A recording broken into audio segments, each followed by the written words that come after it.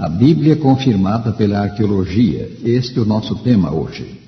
O dicionário Aurélio define a arqueologia como estudo de antiguidades, especialmente do período pré-histórico.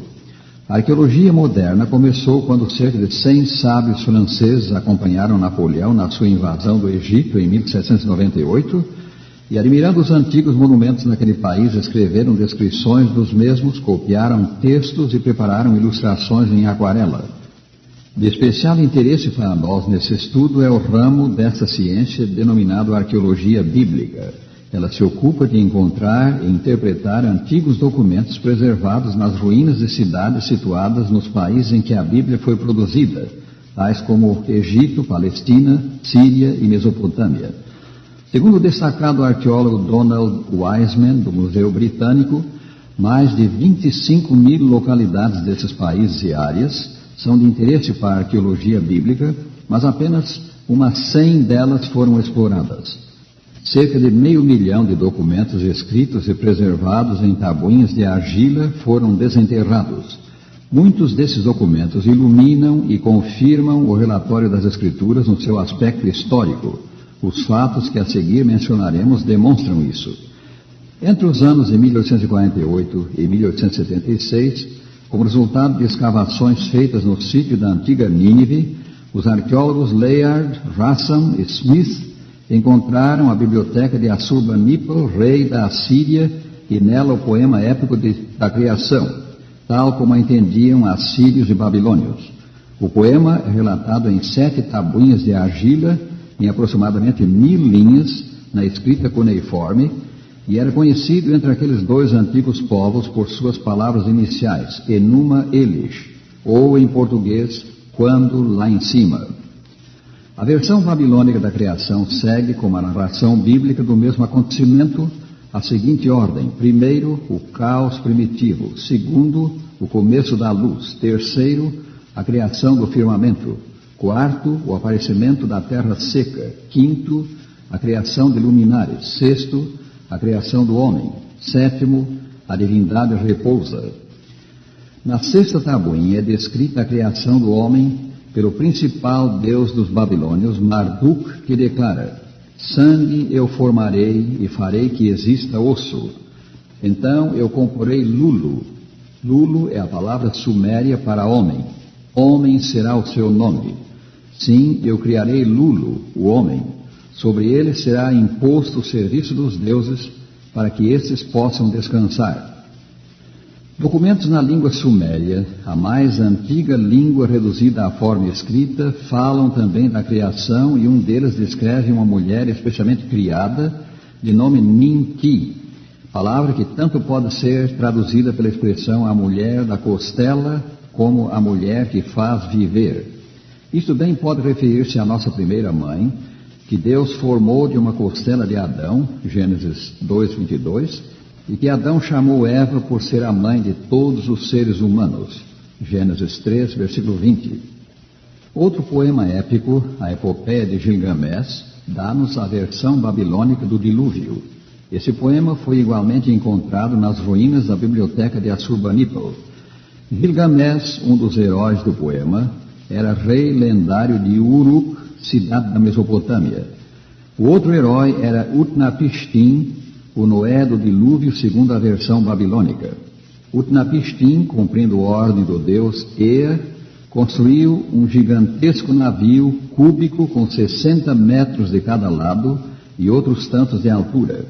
Tinha o navio 7 andares e cada andar 9 salas. Enquanto a arca de Noé deslocava 43.300 toneladas, esse navio deslocava 228.500. Nele, Utnapishtim colocou todo o seu ouro e toda a sua prata, igualmente os seres vivos. Então embarcou nele, juntamente com a família e parentes. O tempo indicado para o dilúvio chegou. À tardinha desabou uma pavorosa tempestade. Até os deuses que ordenaram o dilúvio ficaram aterrorizados. A epopeia de Gilgamesh assim descreve o cataclismo. 6 dias e 6 noites o vento e o dilúvio assolaram, o furacão devastou a terra. Quando chegou o 7º dia, o furacão, o dilúvio, o choque da batalha foram paralisados. forças que tinham castigado como um exército. O mar se fez calmo, o ciclone parou, o dilúvio cessou. Eu olhei o mar e o som das vozes terminara. Toda a humanidade em barro se tornara. O barco aterrou no monte Nizir, situado a oriente de Mossul, próximo ao rio chamado Pequeno Zab. No 7º dia, o Napishtim soltou uma pomba que a ele voltou por não achar lugar onde pousar o pé. De igual modo, uma andorinha que também voltou. Mas um corvo que soltou viu que as águas diminuíram, patinhou na lama e não voltou. Então ele ofereceu sacrifício aos deuses no topo da montanha. Sentindo o suave cheiro do sacrifício, os deuses aí se ajuntaram quais moscas. As duas versões do dilúvio, a bíblica e a babilônica, têm muitas dessemelhanças, mas também várias notáveis semelhanças como estas. Número 1, o dilúvio foi divinamente planejado. 2, a catástrofe foi dada a conhecer ao herói do dilúvio por revelação divina. 3, a causa do dilúvio foi o pecado do homem. 4, o herói e sua família foram salvos. 5, divinamente instruído, o herói construiu um barco para preservar a vida. 6, ambas indicam os agentes que causaram o cataclismo: chuva, vento, raios. 7, especificam a duração do dilúvio. 8, nomeiam o local em que o barco aterrou. 9, dão detalhes quanto ao método usado para averiguar se as águas se haviam secado. 10, relatam ato de adoração por parte do herói. Essas semelhanças indicam que ambas as versões remontam ao tremendo acontecimento em que pereceu o mundo de então. Mas ao passo que a versão babilônica é politeísta e dá-nos dele um quadro distorcido, a versão bíblica é monoteísta e relata com fidelidade o que realmente ocorreu. Em 1964, arqueólogos italianos da Universidade de Roma iniciaram a escavação de um sítio do norte da Síria, Tel Mardik, e constataram que o mesmo era o local da antiga cidade de Ebla, cuja população era de 260 mil habitantes. Ebla é mencionada em tabuinhas do fim do 3º milênio antes de Cristo.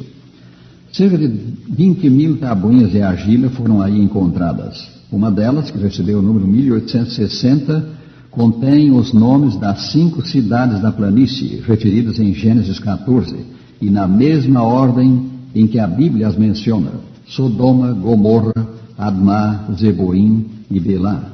Gênesis 14, versículo 2. Mais, o documento menciona o rei de Gomorra, Birsa.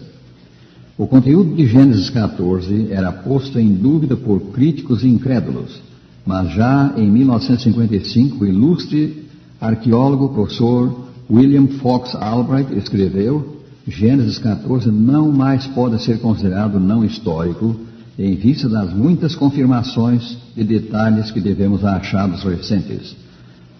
Foi no reinado de Ezequias que Senaqueribe, rei da então poderosa Assíria, atacou e tomou, segundo ele próprio, 46 cidades fortificadas de Judá e sitiou Jerusalém, a capital do reino. Ezequias resistiu e, pelo seu representante, Senaqueribe disse ao povo da cidade: Não deis ouvidos a Ezequias, porque vos engana dizendo: O Senhor nos livrará. Segundo Reis 18, 32 a 35. Ezequias clamou a Deus por socorro, e mediante o profeta Isaías, Deus respondeu: Pelo que assim diz o Senhor acerca do rei da Assíria, não entrará nessa cidade. O autor sagrado acrescenta, então, naquela mesma noite saiu o anjo do Senhor e feriu no arraial dos assírios a 185 mil. E quando se levantaram os restantes pela manhã, eis que todos estes eram cadáveres. Retirou-se, pois, Senaqueribe, rei da Assíria, se foi, voltou e ficou em Nínive. Sucedeu que, estando ele a adorar na casa de Nisroque, seu deus, Adrameleque e Sarezer, seus filhos, o feriram à espada e fugiram para a terra de Ararate, e Esaradom, seu filho, reinou em seu lugar. Versículos 35 a 37. No relatório que deixou de sua campanha, Senaqueribe gaba-se de que encerrou Ezequias, o judeu, na sua cidade real, como pássaro numa gaiola, mas não diz que tomou Jerusalém, ou que prendeu Ezequias. Estranha coisa, se tomar a cidade deve ter sido o seu principal objetivo. O silêncio do rei assírio é uma tácita confissão de que o seu exército foi efetivamente dizimado pelo anjo do Senhor.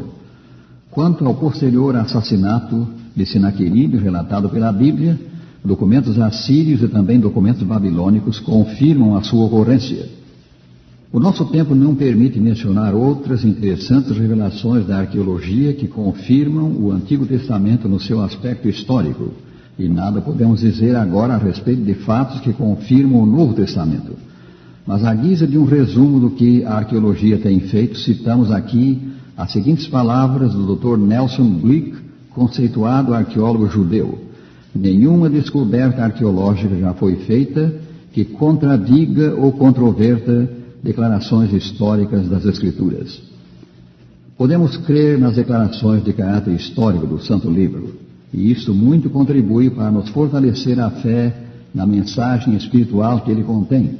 Sim, no Salvador que ele anuncia, o Senhor Jesus Cristo, a respeito de quem o livro diz, 1 São João 5, 11 e 12, e o testemunho é esse que Deus nos deu a vida eterna, e essa vida está no seu Filho.